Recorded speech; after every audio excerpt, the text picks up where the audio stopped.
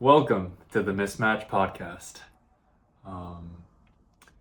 Same as last time, I got my teammate here, Tim Dalger here, as my special guest. Last time we did awards for the NBA and then standings for the Eastern Conference. We made our predictions. If you're curious about that, please check out our last episode. In today's episode, we want to do the predictions for the Western standings, 1 through 10, see who makes the play-in, the playoffs. Before we get into that, though, I kind of want to ask you a couple questions. Last time we talked about how the Heat were your favorite team. Do you have a favorite player or a player that you like idolize growing up, or like that you like base the way you play? I have a few. I'd say growing up as a Heat fan, I remember times of just watching LeBron, watching Dwayne Wade, and them being my favorite players, dating back to when I was 5 or 6, and then watching the Heat win their first championship with the young Dwayne Wade. Even playing for his AU team as a younger child.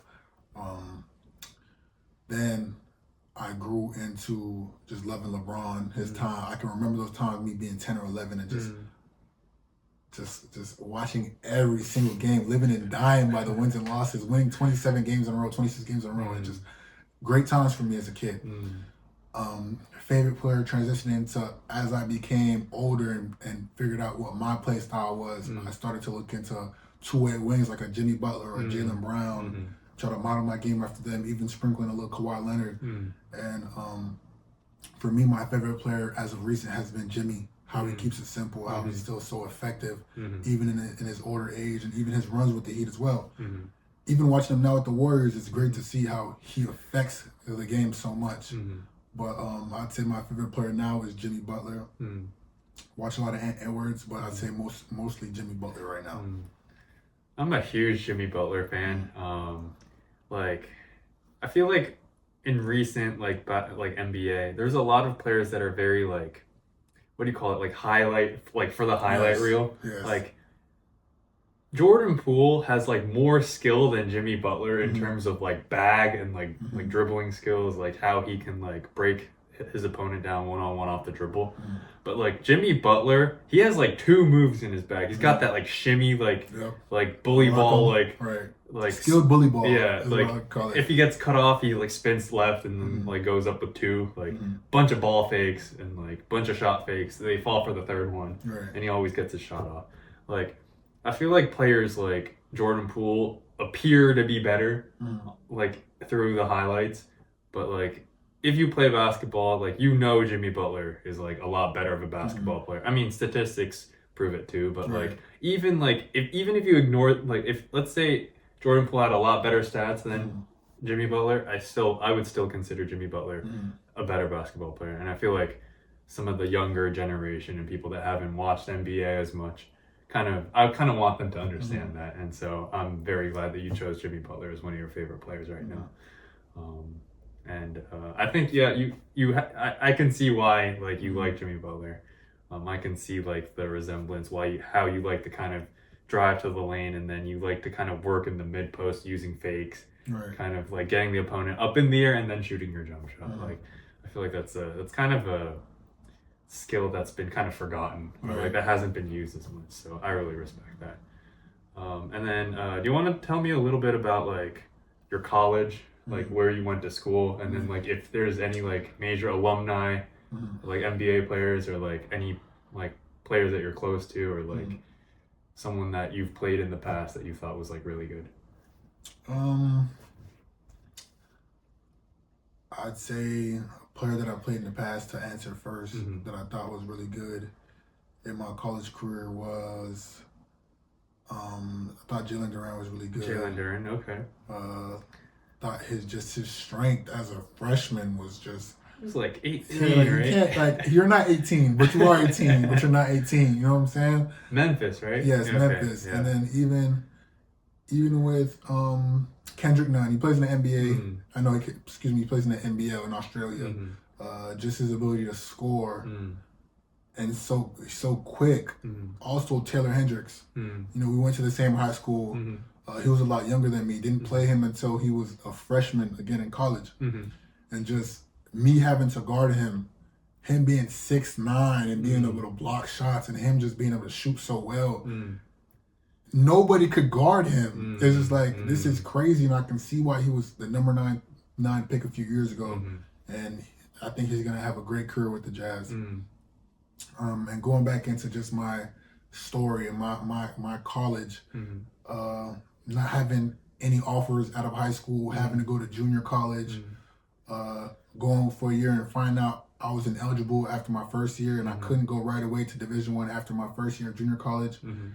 Staying and having it be the best thing to ever happen to me, getting 20, 25 offers, committing after my first year. I think that it was a process. You know, I've been to 3 schools, made some good choices, made some bad choices, but I think all of that kind of structured me and kind of built me into the player I am today, and just giving me some experiences and experience that I can hold on to and I can use in my professional career. So that's most important that I've held on to. So like you're like the living last chance you kind of. The living last chance you. Yeah. Went out of JUCO, played college. Now you're playing professional overseas, and I think like as a person that loves basketball, I feel like to be able to make that your life, I feel like it's such a blessing. So I'm glad you're on my team now. So appreciate it, bro. Okay, let's move on to the Western standings.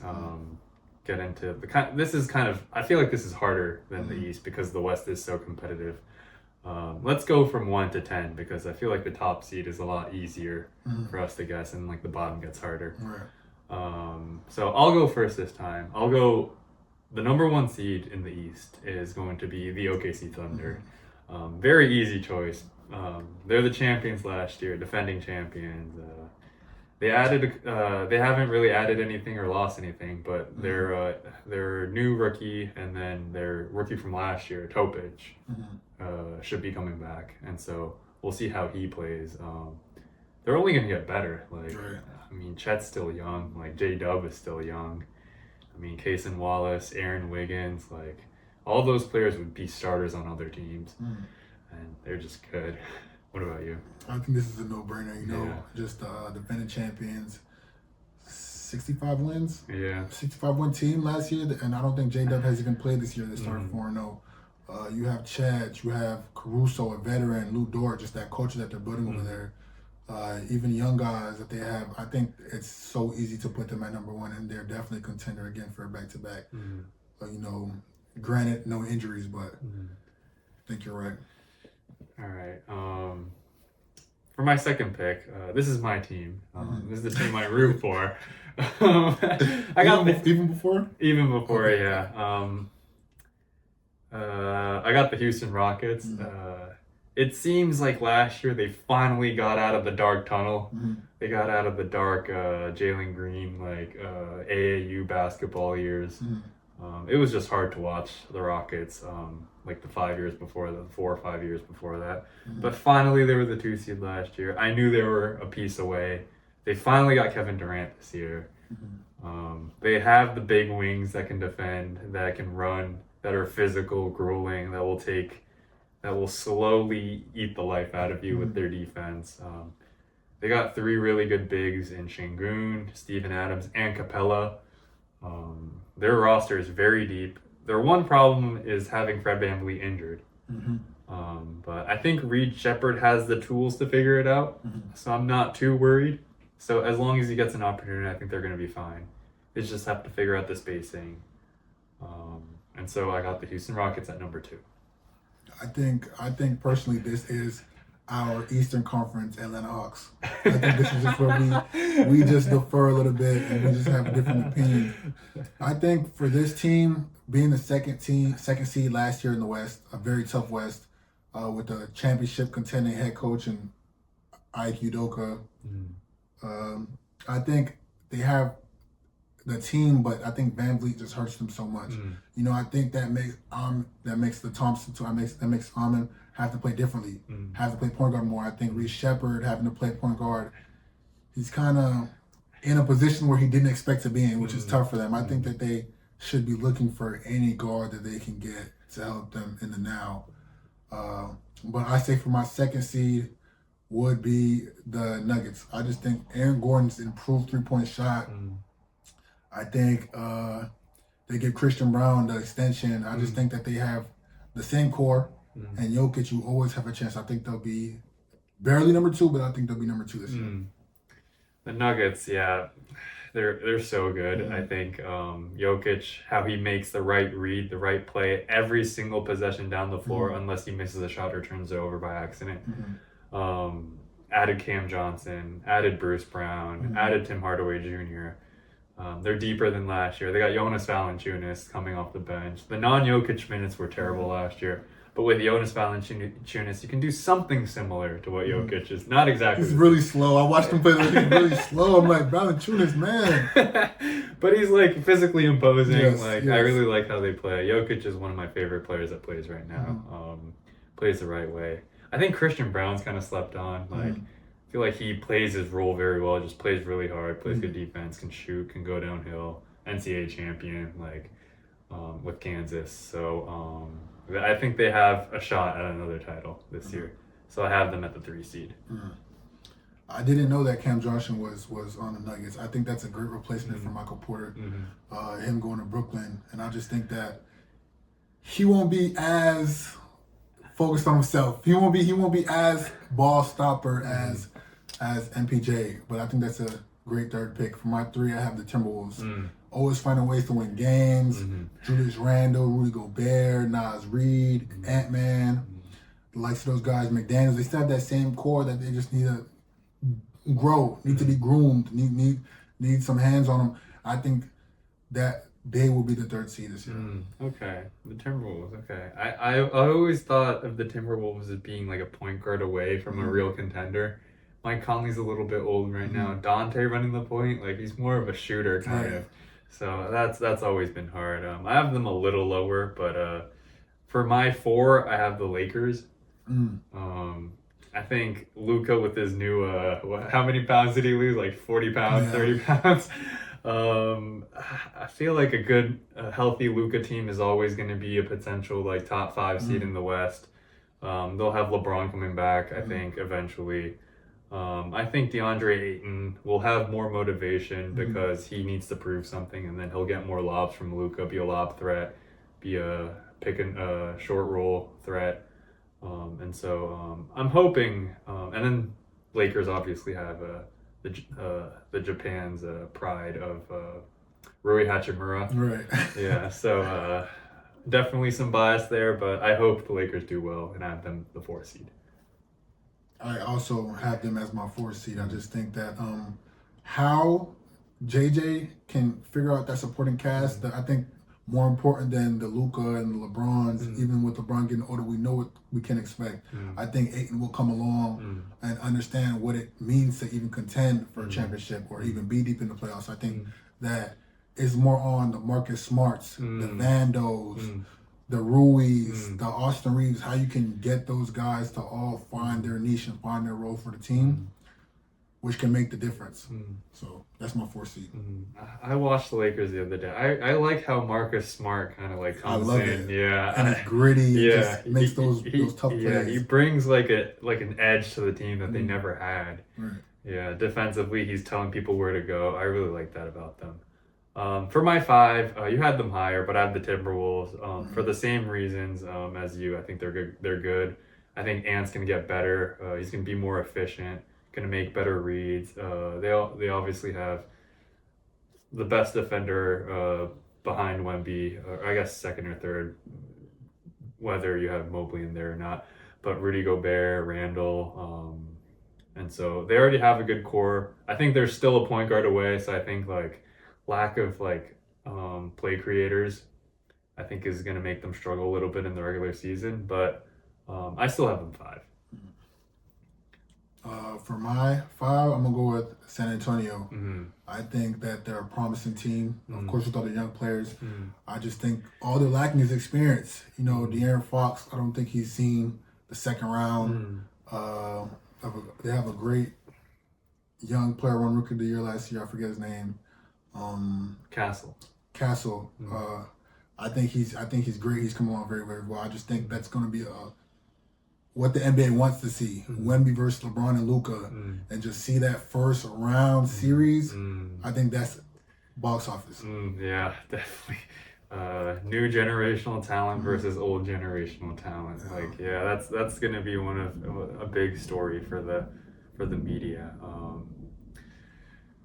Spurs pretty early, 5. Okay. For the 6, I had the Spurs. Obviously, I think Wemby's gonna be he could be like a top 3 player in the NBA if it plays out well. Like, based on opening night, like, he does stuff night in, night out that like you've never seen happen before. Like, he's literally a 2K created player. He's like 7'5", maxed out stats. Like, you've made one of those players in 2K, right? Like, with all the badges, like with like all like 99 intangibles, like that's what he seems like when he's on the floor. And so he might be one of the best players in the league, and if that happens, he's gonna pull everyone up with him. And the players will figure out how to play with Wemby eventually. And I think they have a pretty good solid core.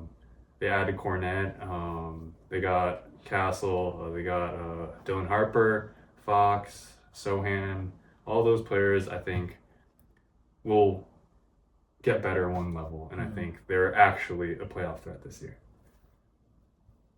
For my 6th seed, I'm gonna go with Memphis, the Grizzlies. I think this is the first time in a long time there hasn't been any drama with John Morant coming into the season, and we know what he's capable of.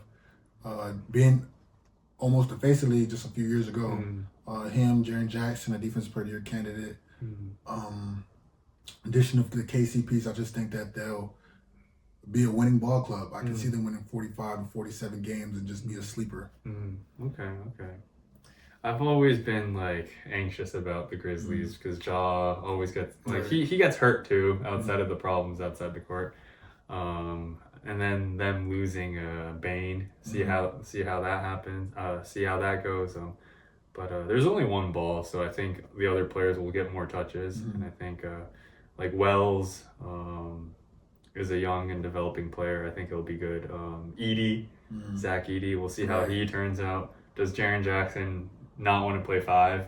Like, because he's a big guy, but he likes to shoot threes, and he like doesn't like to rebound much. So he likes to defend, but doesn't like to rebound. So we'll see how that plays out. For my 7, I have the Dallas Mavericks. I know they don't have Kyrie, but I think they have a great roster. Cooper Flag, obviously, Anthony Davis, Derek Lively, Gafford, D'Angelo Russell, Max Christie, like Najee Marshall. They have a lot of players that they can play. Clay, obviously.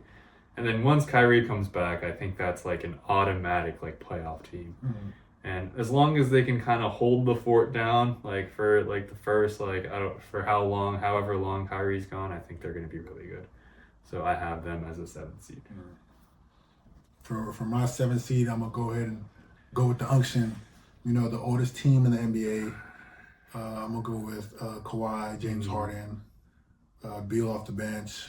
I'm gonna go with that squad because just with their stars being older, I still do think that I just like the other night. Kawhi had 30. Like, you still will get that inconsistency, but you still have that talent you can rely on with Tyronn Lue. I think everyone's on their way out, but I do think they'll clinch the first seed in the plan. I mean, the Clippers. I mean, Kawhi's been one of my favorite players. They have a good roster too. They have Brook Lopez, Chris Paul. Like, they're old, but I feel like they're good off the bench players. Zubats, like, great. I can never count them out, but I feel like they're so inconsistent with the injuries. It just scares me to put them like higher than higher than like a automatic playoff berth. For my 8th seed, I got the Golden State Warriors. I kind of feel guilty for putting them this low, with Steph being how good he is at age 37.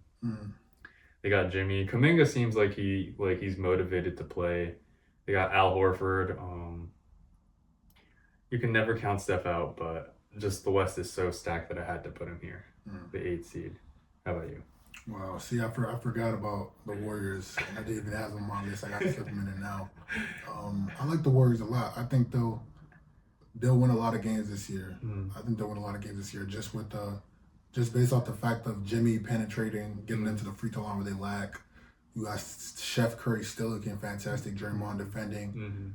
Addition to Al Horford, I think that's a very, very solid. And I'm going to go ahead and stick them on my list somewhere around 6, 7. I'm going to have to stick them in there. But with that being said, I'm going to leave that there, and I'm going to go ahead and push the Clippers down to 8. Okay. So, who's your 9 now?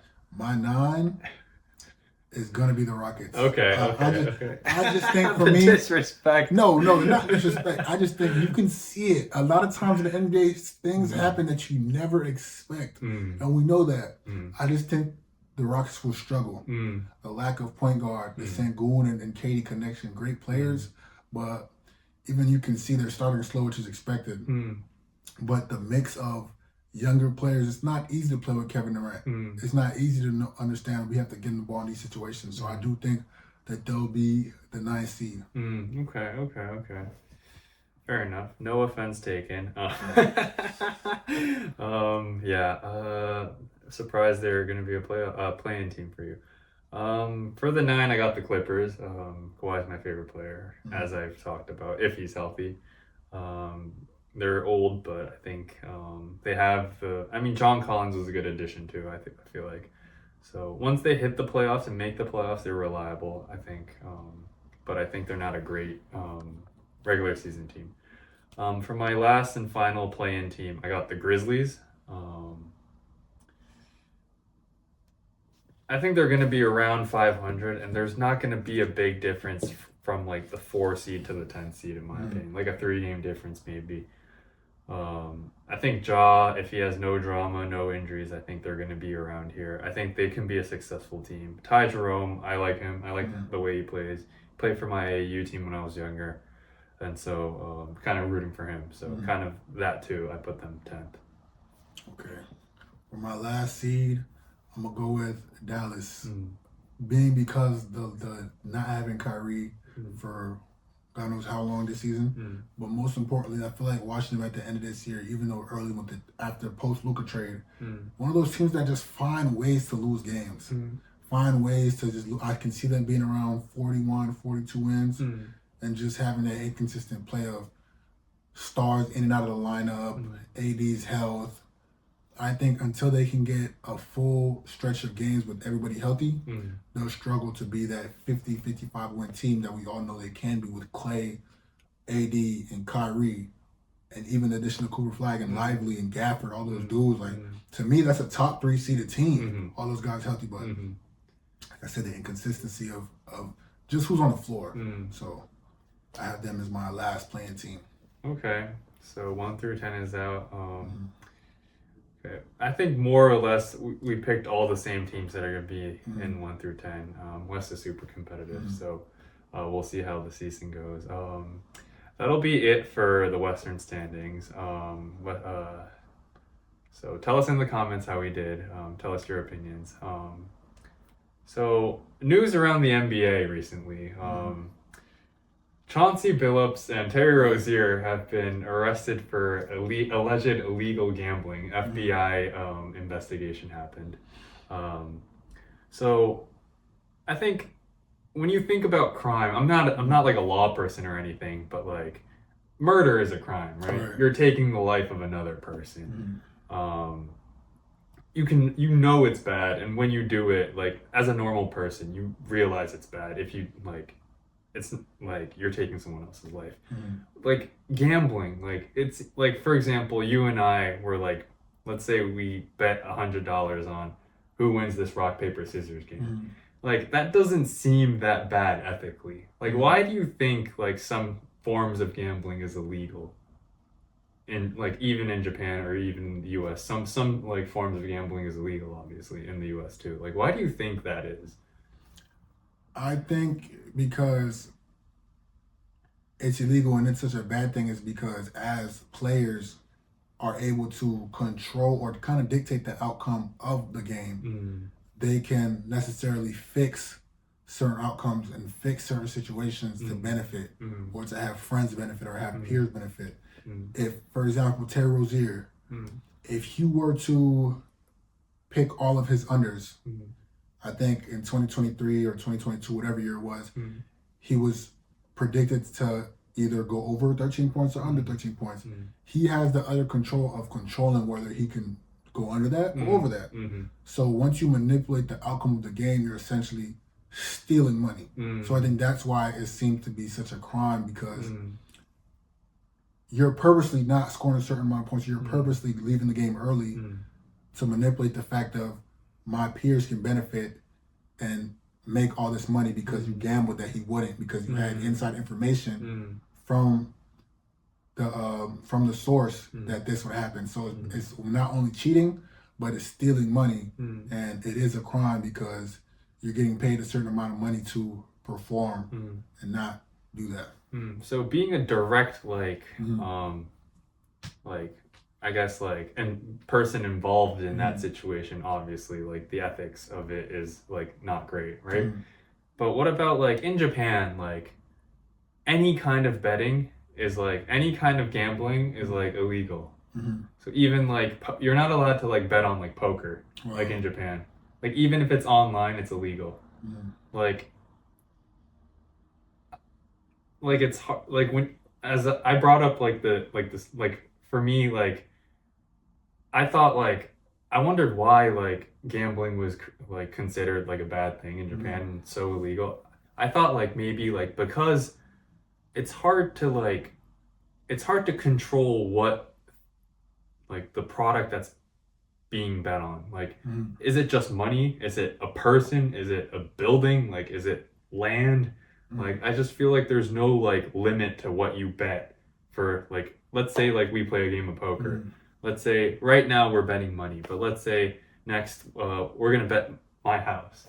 I think there's no limit to what you can bet, and that's why it's hard for the police to kind of control that, and the scuffle between two people, oh, you said this, no, I bet this, and there's gonna be too many conflicts between two people, and I think that's why gambling is highly illegal in Japan. And so we're educated as Japanese basketball players to never get involved, stay away from gambling. So it's just the reality of current Japanese law. Do you have anything you want to say about it? Yeah, I'm familiar with that. It's legal in some states, most states now in America. Some states it's not legal. The thing and the reason why some people don't like to gamble, because as you know, you can win, you can lose. There's two sides of the coin, but it just goes into the mental aspect of it. And Terry Rozier, for example, it can become an addiction. It can become a dopamine hit like any other thing. You're making $30 million a year. What is $200,000 going to do off betting your unders for one specific game when you could, to help your friends, quote unquote, when you can just give them your own money? That's true. Yeah. You know what I'm saying? So it goes into the fact of, if you personally were to gamble and you win your first one, you win your second one, that rush or that dopamine hit and that feeling of, man, I won. Even after you lose, there's two sides of it. Even after you lose eventually, and it's man, I just lost. It's hard to not, okay, boom, I lost.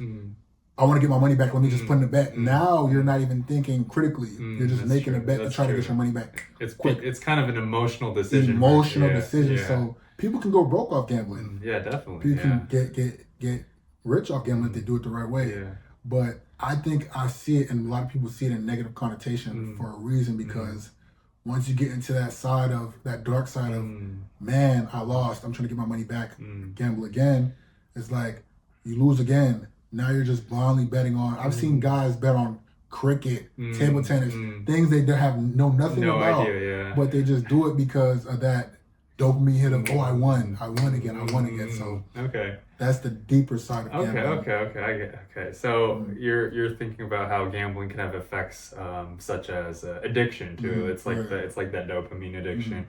You want adrenaline. You want that adrenaline rush coming in. Okay, interesting. Okay. It's great. I think it's not a good look for the NBA that this is happening right now, and I think think Adam Silver's going to have to do something about it soon. What can he do? Yeah, like, not much. What can he do to control it? But I'm glad the people that did it are kind of getting caught so that other players don't follow what they've done. So let's hope it doesn't happen anymore. Right. Okay. For entertainment purposes. And then lastly, we're done with the topic of the NBA and gambling. I kind of want to move on to the last phrase of the cast section. Last time you gave us a phrase, and then this time, once again, I want you to kind of introduce a phrase that you like, that you want to teach the audience. I have this one on my phone for this episode. Okay, the quote of today is, "The only thing we have to fear is fear itself." Okay. It's not my phrase, it's not my quote, but it's by Franklin Roosevelt. But it's just as far as a lot of times we don't want to even try. A lot of times we don't even want to apply ourselves because we expect to fail, we expect a bad outcome, or even are scared to even see if we're even good at something. I think that for my life especially, fear has only been something negative, and it can stop you from doing a lot, stop you from trying a lot, stop you from even self-confidence and knowing how good you can be. So don't let doubt creep in, and try to stay away from it as much as possible, because that can be the only thing that's holding you back sometimes. I didn't know that was words from a president. But that is true. I feel like in a lot of aspects of life, especially in like Japanese culture, there's so much like everyone's kind of like educated to be a certain way that it's hard for them to kind of go outside of their comfort zone and try something. And I think it comes from like fear of being like fear of not being the same as everyone else. Like it's like being like yourself, being like someone that individual, right. Being different from something is scary in Japanese culture. So I think that's a phrase that a lot of Japanese people can kind of take away and kind of apply in their lives. Can I ask you something? Yeah. Why do you feel like that is? I heard you speak about Japanese culture a little bit. Obviously, I think it's great for structure purposes. Me coming from the States, it's a lot more one way, right way, positive, right? A lot of times we have so many options, or people are a lot different, where it kind of has a negative effect. But why do you feel like it's like that in Japanese culture? I think like there's so many aspects to it, but I think mostly education. You're taught to respect your elders, and so whatever comes down from your elders, you have to do. Right. So it's like it's something you inherit kind of. And so whereas in the US, you learn about American history, give me liberty or give me death. It's like, I want, like, it's freedom, right? Yeah. Like freedom of speech, right. Like freedom of petition. Like you want the individualism, you want the unique ideas. Like, whereas in Japan, you should be a certain way, you should think a certain way. It all comes from education, I think. And I think that's why Japanese people are reluctant to kind of get out of their comfort zone, beat that fear of being something different, being someone different. Yeah, well, that's something I really want Japanese people to kind of learn to do, to kind of get past that fear of being different. Are there repercussions to go outside the norm? Say as a young person in Japan, or even as a young individual, is it frowned upon to go outside the norm? Is it shamed? Like, what is that?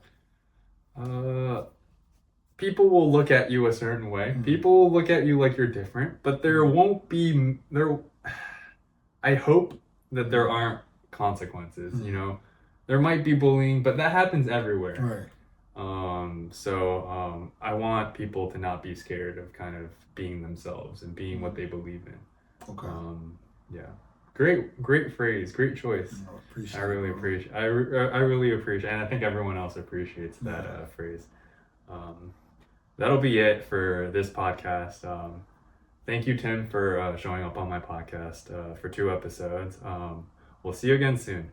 Bye.